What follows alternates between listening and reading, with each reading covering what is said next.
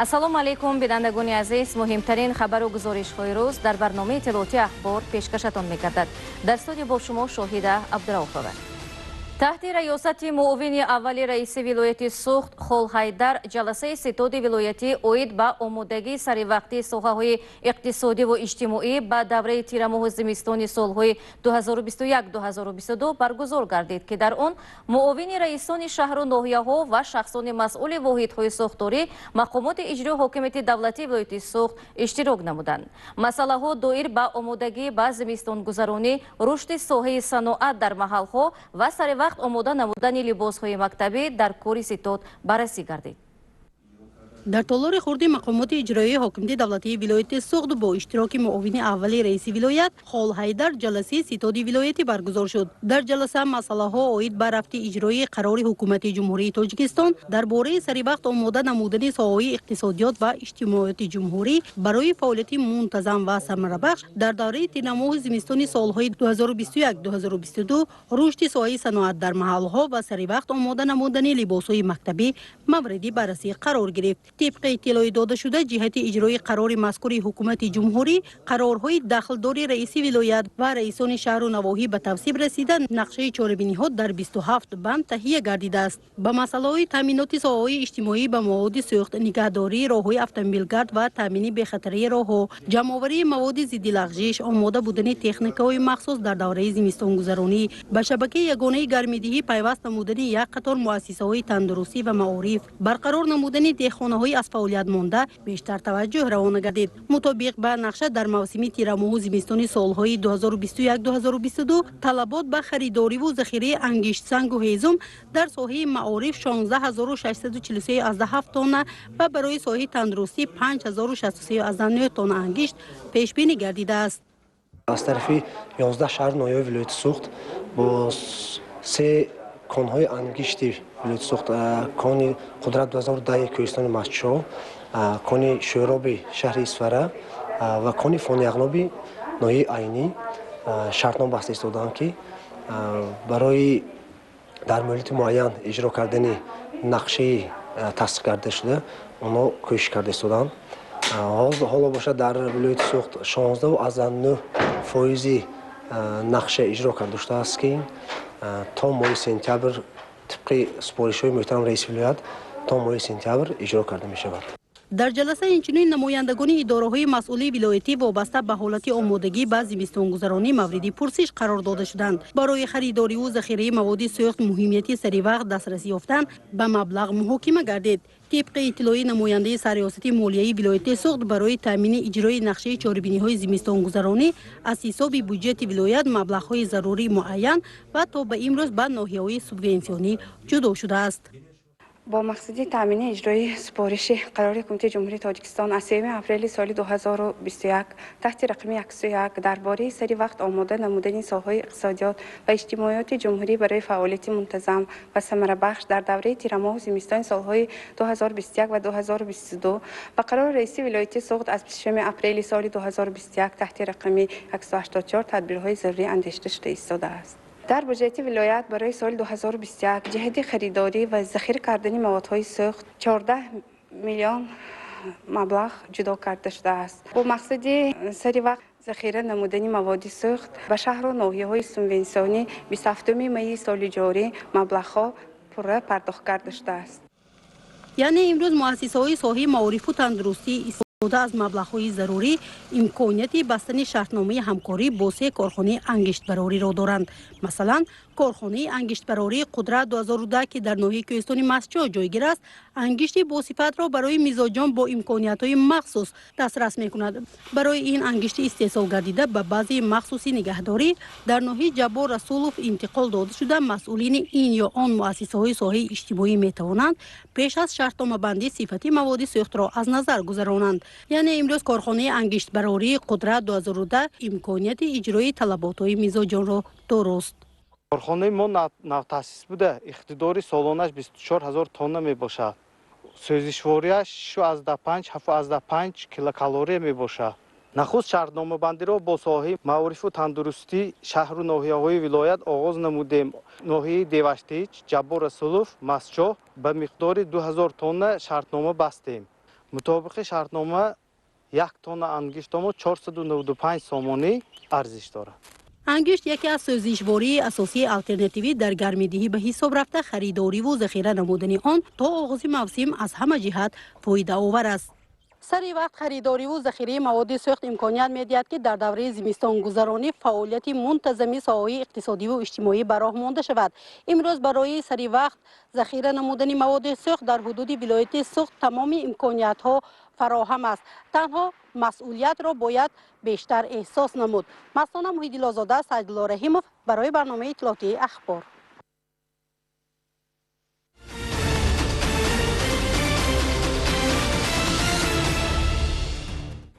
وحدت ملی بهترین نعمت و ارزشمندترین دستاورد برای ملت تاجیک است که با شرافت سیاست عاقلانه و دورنگرانه پیشوای ملت محترم امام علی رحمان به دست آمد. امسال 24مین سالگرد به امضارسی سازشنامه استقرار صلح و رضایت ملی جشن گرفته می شود. طول 24 سال است که خلق تاجیک سنه 27 این را همچون روز وحدت ملی تجلیل می نمایند. واقعا هم سازشنامه استقرار صلح و رضایت ملی که در همین روز سال 1997 به امضا رسید، جنگ شهروندی و کشمکش‌های سیاسی در جمهوری تازه استقلال تاجیکستان خاتمه بخشیده، نه تنها راه روشنی سعادت را برای ملت ما باز نمود، بلکه همچون تجربه بزرگ صلح‌آفرین مورد توجه جهانیان قرار گرفت. وحدت ملی اساس صاحب اختیاری خلق بوده، در برابر استقلال دولتی، صلح و امنیت و تمامیت ارزش کشور از جمله ارزش‌های تقدیرساز دولتداری ما محسوب می‌شود. در احیای صلح تاجیکان، بنیاد و تشکل دولت ملی، نقش اساسگذار صلح و وحدت ملی، پیشوای ملت، پرزیدنت جمهوری تاجیکستان محترم امام علی رحمان بی‌نظیر است. زیرا تلاش‌های پیوسته پیشوای ملت نعمت صلح و وحدت کامل را برای مردم تاجیک اهدا نمود. خدمت‌های بی‌سابقه پیشوای ملت در راه صلح و ثبات کشور امروز او را همچون معمار وحدت در عرصه جهانی صاحب عنوان کرده است. این بزرگترین دستاورد دوران صاحب استقلالی دولت ما به شمار می رود و اگر گوییم که استقلالیت اگر به کشور ما آزادی صاحب اختیاری را عطا کرده باشد، وحدت ملی بسته شدن صلح تاجیکان باشد، این دوره دیگر رشد کشور محبوب ما را نشان میدهد. از همین نقطه نظر هم استقلالیت و هم وحدت ملی به هم دیگر بسیار توأمند می باشند و برای رشد منظم کشور زمینه‌های نو به نو را فرا می آورند. و در همین جهت است که امروز تاجیکستان محض در نتیجه بسته شدن سازشنامه استقرار صلح و رضایت ملی، وحدت ملی، امروز جمهوری تاجیکستان در تمام سمت‌های حیات کشور، هم در داخل کشور و هم در سیاست بیرونه، به دستاوردهای بزرگ و بی‌نظیر سزاوار گردیده است که هم از جانب مردم شریف تاجیکستان و هم از جانب پیشوایان سیاسی دولت‌های جهانی معاصر به کارهای سازندگی و آبادکاری به پیشروی سیاست خردمندانه امروزی تاجیکستان عزیز تحت رهبری پیشوای معظم کشور بهای بسیار بلند می‌دهند. باعث افتخار است که با دستور و هدایت و غمخوری‌های روزافزون سرور دولت، ساکنان مملکت می‌نبد برای تحکیم صلح و وحدت، رضایت ملی، پیشرفت اقتصادیات، فرهنگ، تشکل همه ساحه خواجه خلق تلاش ورزیده به کامیابی‌های نظررس نائل گرده ایستادند. همین طور خلق تاجیک 24 سال این جانب روز تاریخی و سرنوشت‌ساز را چون آغاز مرحله نوی تشکل دولتی صاحب استقلال تجلیل می‌نمایند. در این مرحله تاریخی خلق تاجیک با سروری پیشوای خود در راه نوسازی کشور به ثمره نیک مشرف شد. امروز ما میتوانیم بگوییم که تاجیکستان نه تنها در داخل کشور، منطقه، بلکه در جهان آبرو و معرفت زیاد را پیدا کرده ایستاده است و این را در نتیجه پیشنهاد کرده شدن اقدامات و تشبس‌های سازنده سرور کشور میبینیم که این هم یکی از میوه‌ها و نتیجه محض همان وحدت ملی و ثبات، صلح و ثبات و سازندگی دولت ما را انعکاس میکند و ما باوری کامل داریم که مردم شریف تاجیکستان که در عرفه تجلیل این سنه‌های بزرگ تاریخی، یعنی 24مین سالگرد به امضا رسانیدن سازشنامه عمومی استقرار صلح و رضایت ملی، یعنی وحدت ملی تاجیکان، همچنین در عرفه جشنگیری که از سنه‌های بزرگ تاریخی کشورمان 30مین سالگرد استقلالیت دولتی جمهوری تاجیکستان قرار دارند، امروز با مهنت و زحمت سازنده و پیش بردن جنبه های سازندگی در تمام سمت ها با فعالیت سازنده خود، با تحکیم بخشیدن جنبه و زمینه های صلح و ثبات در کشور، برای تجلیل انسان های بزرگ تاریخی کار و فعالیت نموده ایستادند. محض با شرافت تنجی آرامی و به هم‌آیی مردم کشور، امروز تاجیکستان صاحب استقلال در راه تطبیق 4 هدف استراتژیک خود بعد از آوردن استقلال انرژتیکی، رهایی از بنبست کمیونیکاسیونی، تامین امنیت اوزقواری و هدف 4 ملی انسان‌آمدکننی با سرعت کشور استوارانه قدم می‌زند.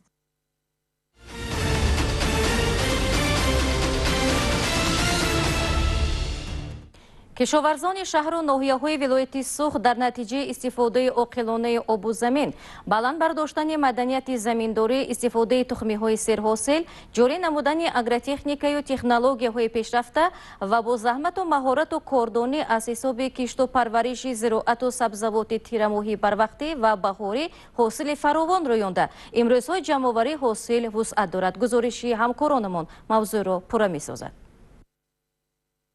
در خواجگی‌های کشاورزی جمعیتی دهقانی و انفرادی شهر و ناحیه‌های ولایت سوخت کشت و پرورش اکثر نمود زراعت و سبزیجات افزون کرده شده. از این حساب و بلند برداشتن حاصلناکی حجم استحصال محصولات غذایی کشاورزی زیاد می‌گردد. و خصوص که با تاثیر پاندمی بیماری سیرایتی کووید 19 در جهان مشکلات و نارسایی مواد غذایی به وجود آمده است. کشاورزان بهره اجرای دستور سپارش‌های پیشوای ملت پرزیدنت جمهوری تاجیکستان محترم امام رحمان از زمین ثمرناک و عاقلانه استفاده برده استحصال مواد اوزقواری را برای تامین طلبات اهالی و ذخیره زیاد می‌کنند.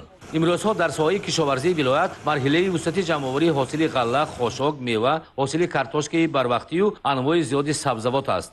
در استاد ولایتی حاصلگونداری بهر تشکیل کاری ثمره بخش گونداشتن حاصل تدبیرها عملی گردیده. مسئولین و متخصصان سرریاست کشاورزی ولایت سوخت در همه شهر و ناحیه‌ها برای سری وقت و بی‌تلف گونداشتن حاصل مساعدت می‌نمایند. کشاورزان ولایت در کشت تیرماهی و بهاری در میدان 85000 گکتار غله پرورش نموده. دربی گندم و جو، کوفتن غله و گونداشتن و ذخیره کاه غله در زمین‌های از غله خالی شده در مهلت تیز گذراندن کشت تکراری یکی از مسائل مهمی دوره حاصلگونداری میباشد. در ولایت 376 عدد کمباین‌های غله‌درو، 74 عدد در خواجگی‌ها و 302 عدد کمباین‌های شخصان واقعی و 260 عدد تجهیزات تایبند و تگریسچین موجود بوده. استفاده ثمرناک، تشکیل جدول استفاده ماشین و مکانیزم‌ها وابسته به پخته رسیدن غله عامل صورت بخشیدن و ثمرناکی دربی غله میباشد.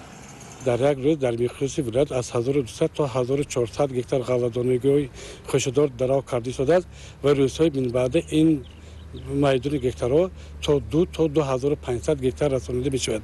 امروز تمام چهارها رو سرریاست کشاورزی دیده است که هرچی بیشتر بی‌طرف جمع آوردن غله‌دانگی هم بهاری هم ترمایی و این با ما امکان میدهد که سری وقت ما باید کشت تکراری رو گذرانیم و پیش بینی گردیده است که سال جاری در خواجگاه کشاورزی و دهقانی ولایت گذراندن 18500 گکتار کشت تکراری پیش بینی گردیده است. بنا به اطلاع مسئولین سرریاست کشاورزی ولایت سوخت حاصل امساله غله برای ذخیره بیشتر گردیده. حجم استحصال همه نمودی زراعت و سبزیجات از حساب 35000 گکتار کشت تیرماهی و 171805 گکتار کشت بهاری افزایش می‌یابد.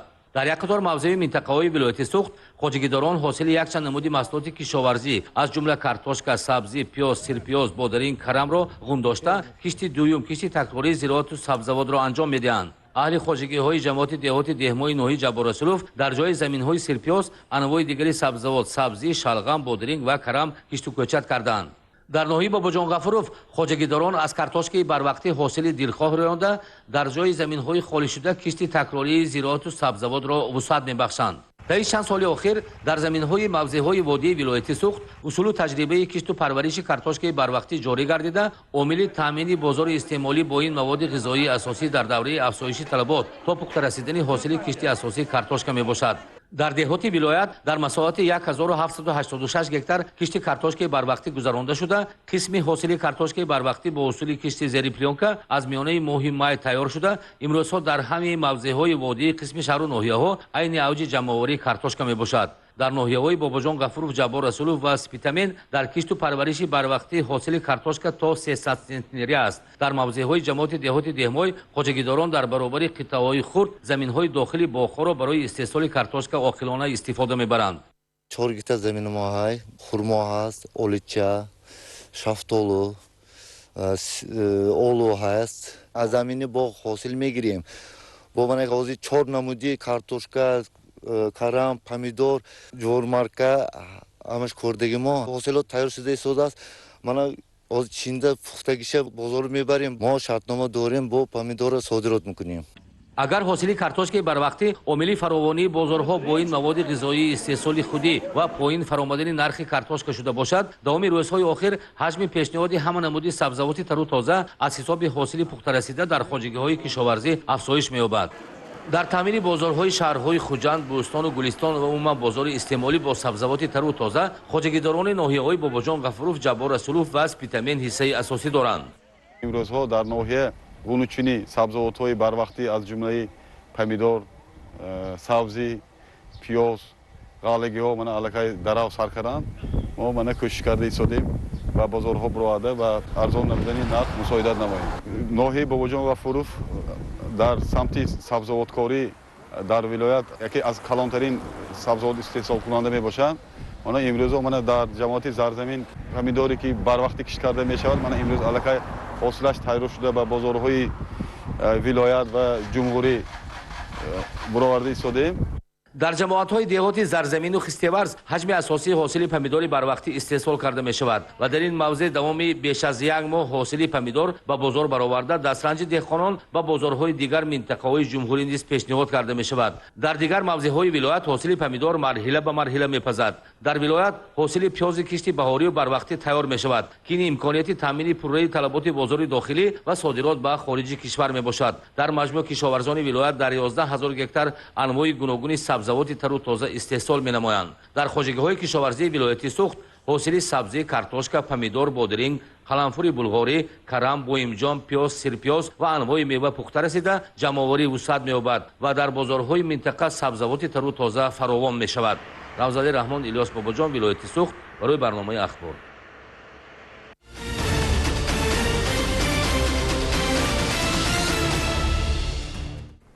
дар ин рӯзҳои гарми тобистон фаъолияти муназзами фаввораҳо амри зарурӣ дониста мешавад. дар шаҳри Хуҷанд бо назардошти тадриҷан баланд шудани ҳарорати ҳаво соати кори фаввораҳо низ зиёд карда шудааст. гузориши Субҳиддини Шаҳобиддин дар ҳамин хусус маълумоти бештар медиҳад. муштари тоҷие ва шаҳрванди ҷумҳурии Ӯзбекистон ки бори дуввум аст ба вилояти Сугд меояд, аз раванди ободониву тозакориҳо дар маркази вилоят изҳори қаноатмандӣ мекунад. ӯ мегӯяд ки аз сафари аввал то ба ин сафараш дар кӯчаҳои шаҳри Хуҷанд бисёр тағйиротҳо ба чашм расида, вусъати корҳои созандагӣ ба симои ин шаҳр ҳусни хоса зам намудааст. фаъолияти фаввораҳо дар ин рӯзҳои гарми тобистон барои оромиши рӯҳу равони мардум мусоидат мекунад. ман бугун Ӯзбекистондан келдим. ман имрӯз аз Ӯзбекистон омадам. ин сафари дуюми ман ба шаҳри Хуҷанд аст. хеле шаҳри аҷоиб ба ман хеле писанд аст. имрӯз ба ҷойҳои барҳаво рафтем ва зиёратгоҳҳоро зиёрат кардем. аз қадим дӯстии тоҷику ӯзбек мустаҳкам буд. имрӯз боз дӯстӣ қавитар шуду мо ба ин ҷо омадем. ҷойҳои зебояш зиёд. ба мардумаш бисёр муваффақиятҳоро таманно дорам, чунки халқаш меҳмондӯст будааст. аз таомҳои миллии шумо чашидем. таомҳоятон ба таомҳои мо хеле монандӣ дорад. боз як бори дигар ташаккур ба ҳамаи шумо. дар шаҳри Хуҷанд давоми солҳои охир шумораи фаввораҳо зиёд гардида, макони истироҳати сокинон дар фасли гармо дониста мешавад. дар ин рӯзҳои тобистон ки ҳарорати ҳаво то ба 40 дараҷа рафта мерасад, нишастан дар назди фаввораҳо ба ҳар нафар ҳаловати хоса мебахшад. ба гуфти масъулини қитъаи фаввораҳои корхонаи воҳиди давлатии коммуналии ободонии шаҳри Хуҷанд, 16 фаввора дар мувозинаи ин корхона қарор дорад ва ҳамаи онҳо фаъолият доранд. фаъолияти фаввораҳо дар шаҳри Хуҷанд аз моҳи марти соли равон оғоз гардида, бо дар назардошти гарм шудани ҳарорати ҳаво соати кории фаввораҳо низ тағйир ёфтааст.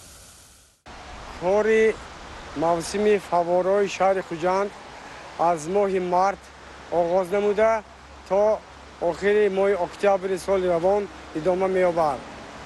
аввалин моҳҳои аввал кори фаввораҳо аз соати 6 пагоҳ то 12 бегоҳирозиҳо аз соати 16 то 21 амал мекард. аз сабаби гарм омадани боду ҳаво ва дарозшавии рӯзҳо کاری فوارها حالا حاضر سایری ها از ساعت 6 تا 12 نگاهی روزی ها از ساعت 16 تا 24 دراز کرده شد. هنگام گشت و گذار در کوچه و خیابان‌های شهر خوجند به نظر می‌رسد که مردم در موضع‌هایی که فواره‌ها جوگیرند می‌نشینند و روزهای گرم تابستان را سپری می‌کنند. اگر یک دایره مردم برای قانع نمودن طلبات خود به کور و دریاها برای آبازی روند، یک دایره آنها نشستن در نزد فواره‌ها را اولاتر می‌دانند. همصحبتان ما میگویند که فعالیت نظررسی فواره‌ها در مرکز ولایت سوغد شهر خوجند باید به دیگر شهر و ناحیه‌ها درس عبرت باشد. اگر هوا گرم باشد سلخینی حلاوت میبرید، خیلی شهر آبادی، خدا و شکر نه آبادی اینجا جای آبادیم در اینجا حلاوت برداشتیم. مشاهده میشد که در ولایت سوغد با برابر ساختن این و یا آن انشاءات بنیاد فواره‌ها نیز به نقشه گرفته می شود. این تصمیم به خاطر زیبایی و هم به خاطر استراحت ساکنان در روزهای گرم تابستان پیش بینی شده است. مثلا سال روان در شهر خوجند هنگام نسازی میدان مجسمه یادبود شهیدان جنگ بزرگ وطنی فواره‌ها تشکیل کرده شد که به این موضع حسن خاصه ضم نمود. گزارش سویدین شاودین، اعظم شریفی و سلیم جان شمسیف برای برنامه اطلاعاتی اخبار.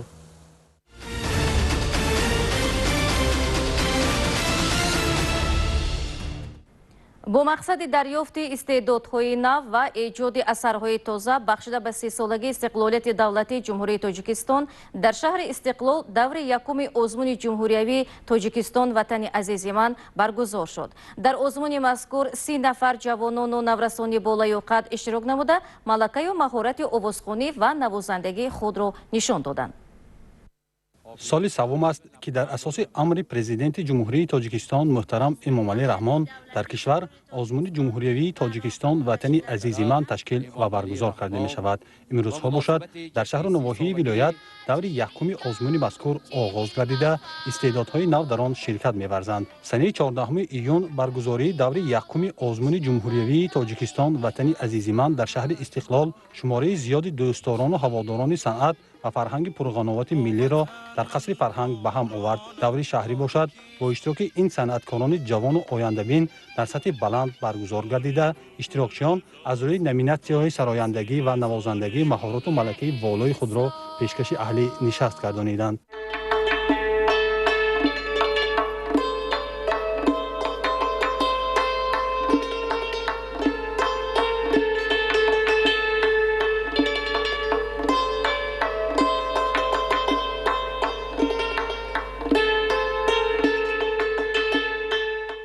باید تذکر داد که آزمون جمهوریوی تاجیکستان وطن عزیز من با مقصد بلند برداشتن مهارت کسبی هنرمندان جوان، ایجاد موسیقی نو، تألیف اشعار بلندغایی وطن دوستانه، دریافت بهترین نمونه‌های آهنگ و سرودهای ترنمگری دستاوردهای زمان استقلالیت دولتی و تشویق و ترغیب عنعنه‌های ارزشمند ملی و میراث پرقناوت نیاگان در تمام منطقه‌های کشور در سطح بلند برگزار کرده می شود.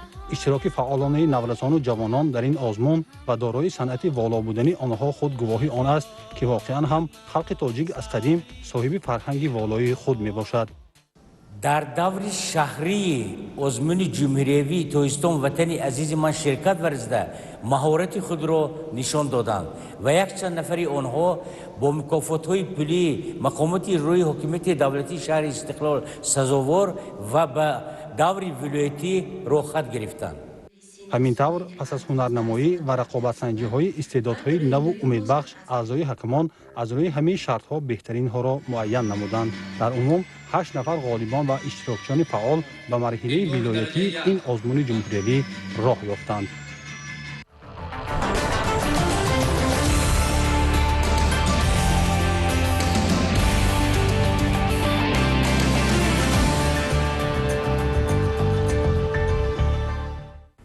در شهر خوجند سمینار آموزشی مربیان جهت آموختن نمود تکبال راه اندازی شد.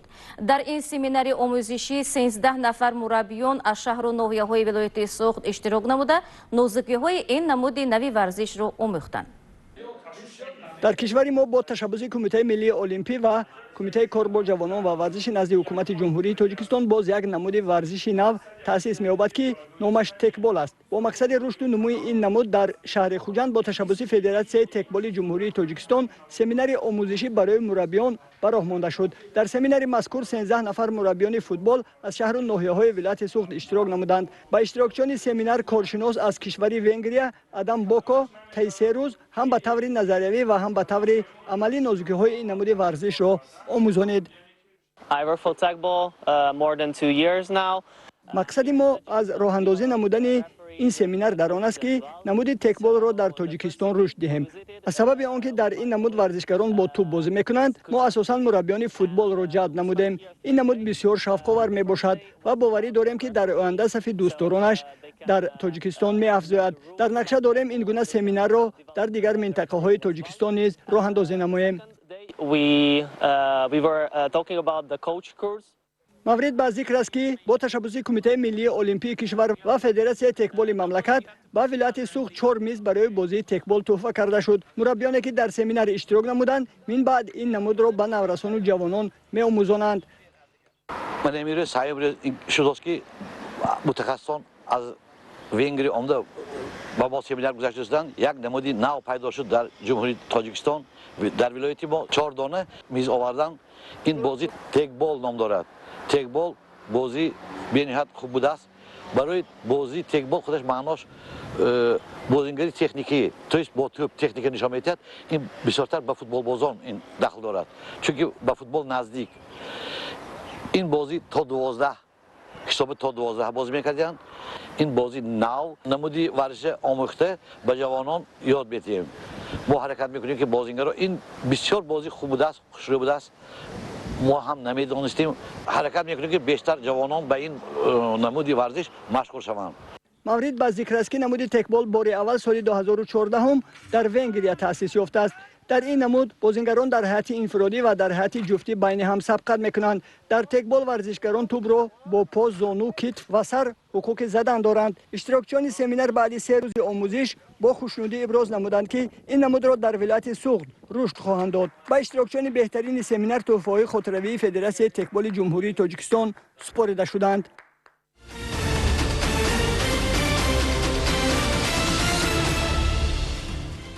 بینندگان گرامی، این بود برنامه